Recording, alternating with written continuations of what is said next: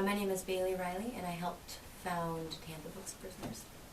What is Tampa Books to Prisoners, and why did you found it? I think the mission is rooted in multiple things. There's been a lot of talk, about police violence also, but also about mass incarceration and about people being born into these economically disparate situations. And I think the public dialogue about, the truth underlying all of that is kind of something that's coming out.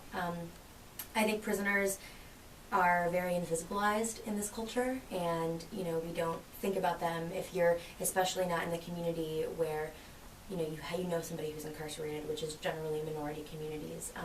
1 in 6 black men right now are incarcerated, and if rates continue as they are, since incarceration has quadrupled since 1980, 1 in 3 black men will be incarcerated in their lifetime. So I think unless you're a part of that community, you don't think about it, you don't know about it. We have this interpretation that prisons are a hub for this disease that populates society, and we just shove them into this thing, which is untrue. And I think it's really important to enlighten people about that, as well as give these prisoners who were born into disparate situations resources, because libraries are super scarce. They don't really hold a lot of books, so our mission is really to provide educational materials for people, because they don't have educational materials, and more than half of prisoners incarcerated will re-engage in crime. And they're not places of rehabilitation, and it's important to talk about that too, because they're not, and that's what they're supposed to be, and because the situation is so invisibilized, I think nobody really thinks about it. What's the process like? How does your group find out who wants what books, and how do you get those books to people in prison? Right. So Books to Prisoners goes by a number of names. It's kind of this umbrella organization. It's also very horizontal. There's at least 19 programs that I know of nationally, and I'm sure there are some that we don't know of as well.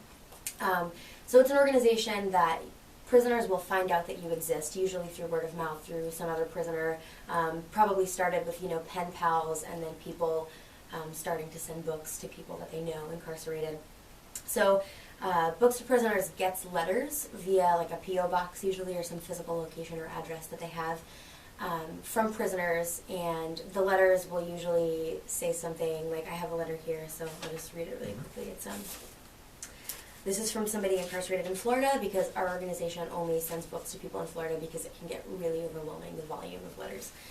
So this just says, my name is I'm not going to say that. I'm currently incarcerated and need a dictionary to write my legal work, as well as a thesaurus. If you could send me these, I would really appreciate it, as I have no money to buy them. Thank you. So basically just stuff like that. And they'll just write in genres, usually, of things that they like, because they're generally aware that, we're not like a bookstore or Amazon or something. We don't have crazy voluminous amounts, and you can't, do every request. So we generally just get these letters, try and fill the orders as precisely as possible, or as closely as possible to what they're looking for.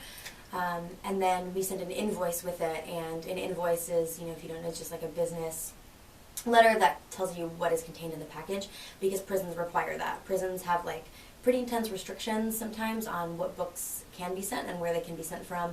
Just packages of all kind to prisons have restrictions. So generally we'll ask prisoners also in the invoice, if they're going to write again, to write the restrictions. Like some prisons don't accept hardcovers. Some books have to be in new condition.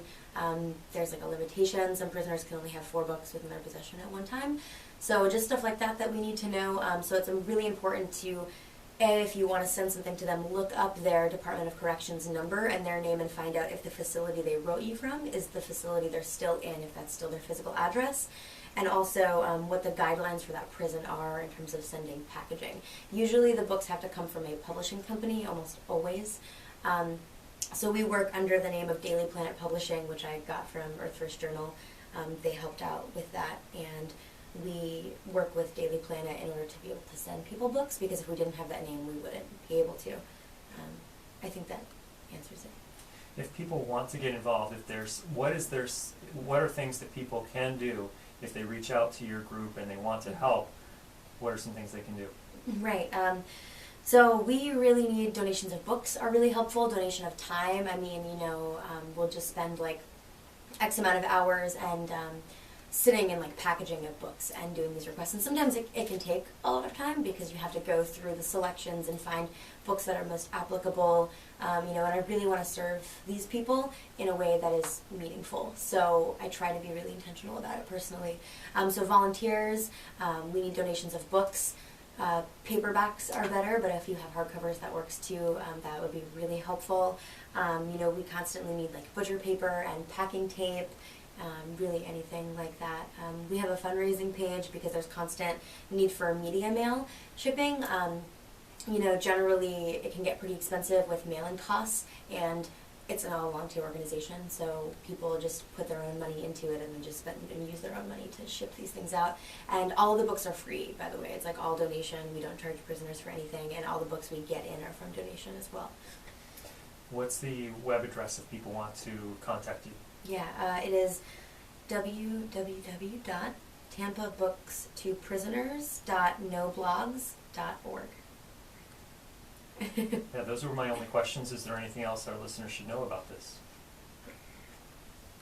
No, I think that's solid. All right, great. Thanks so much for joining me today. Thank you.